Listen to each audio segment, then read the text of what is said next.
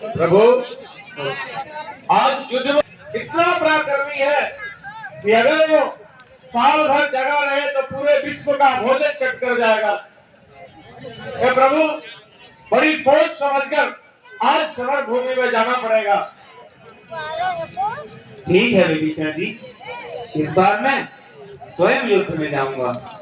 ऐसा ही मेरा सोचना भी है। इस बार का युद्ध बड़ा भयंकर होगा। वो रावण से भी बलशाली है।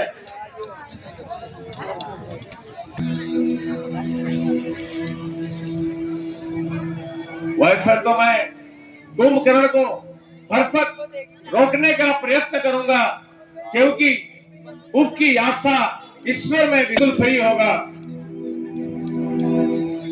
ठीक है विभीषण जी, आप भी मेरे साथ चलिए। चलिए महाराज।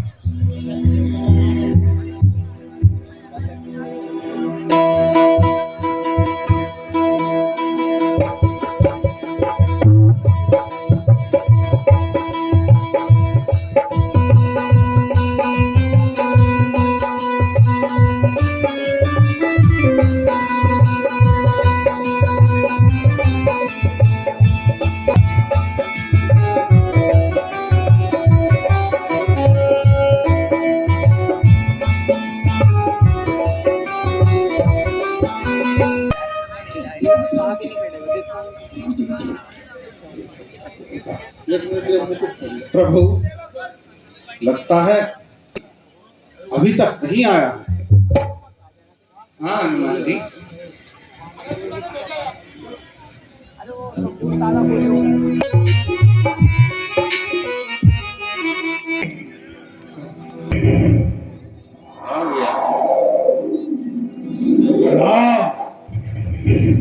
विभीषण जी भ्राताश्री। तुझे क्या आशीष दूं?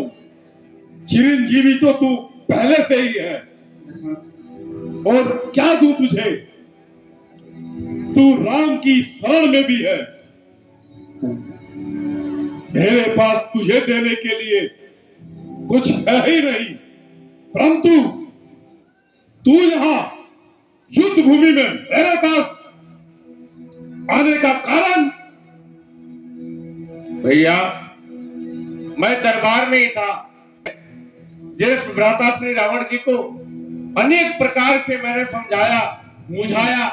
मैंने कहा, जनक नंदिनी सीता काल निशा बनकर आई सीता नगरी में।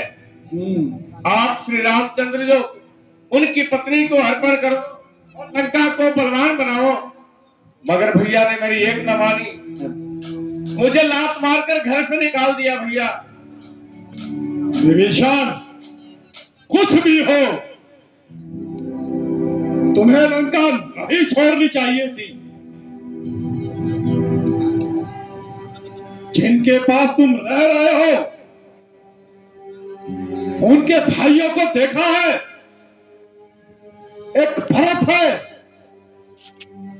जो सिर्फ खड़ाऊ लेकर राम के नाम पर राज चला रहा है। जिसको तूने देखा ही है, वो किस प्रकार 14 वर्षों के लिए भाई के लिए वनवास आ गया। क्या हुआ?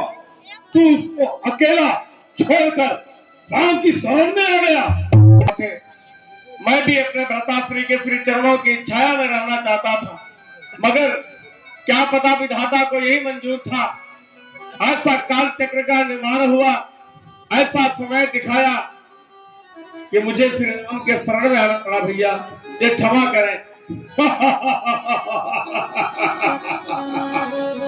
कुछ भी हो विभीषण, जब इतिहास लिखा जाएगा, पढ़ा जाएगा, तू सोचेगा कि तेरा नाम किस प्रकार लिया जाएगा।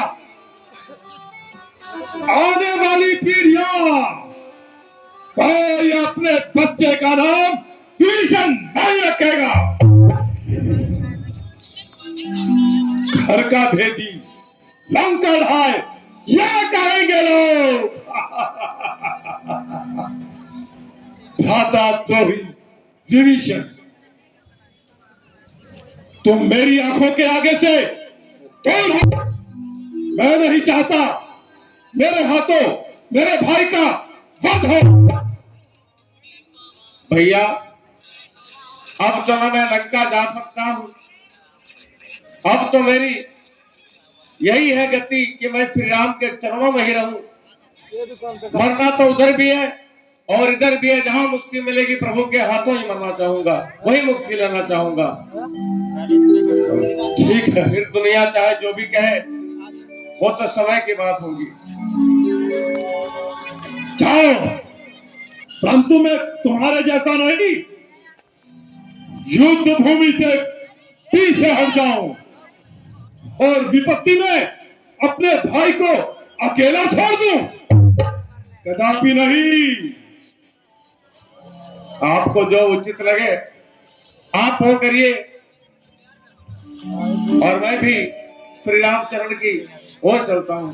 जाओ और राम की शरण में जाओ। कम से कम निश्चर जाति का विनाश तो नहीं होगा। कम से कम एक निश्चर तो विश्व में जीवित रहेगा। चलता और शत्रु सेना पर टूट पड़ता हूं। अरे मकर के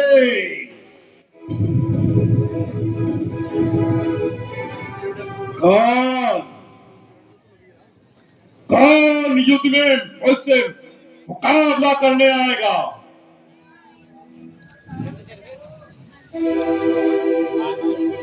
कुंभकर्ण सावधान। अच्छा, कौन? राम? ठीक हुआ, मैं भी सुग्रीव, अंगद, हनुमान जैसे वानरों से युद्ध करना नहीं चाहता था, और ना ही तेरे उस छोटे भाई लक्ष्मण से। मुझे तो तुझसे ही युद्ध करना है, जिससे आज ही युद्ध का परिणाम निकाल सकूं और लंका के पक्ष में कर सकूं। प्रभु, यह निशाचर तो बड़ा ही मायावी लगता है। इसके साथ बड़ी ही सावधानी से युद्ध करना होगा। आप निश्चिंत रहिए हनुमान जी।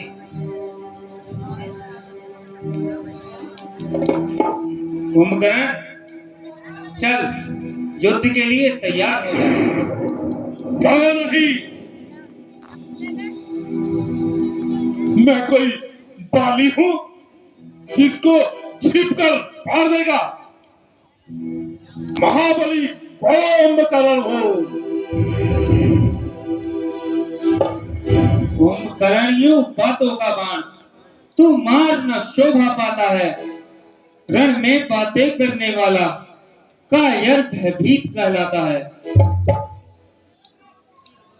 चलूंगा जिस जमी पर बाबू चाल आएगा, जमी तो चीज का सारा भूमंडल कांप जाएगा। और कहते हैं यदि वीर हो तो ममता छोड़ो प्राणों की। लो संभालो वर्षा होती है दशरथ नंदन के बाणों की।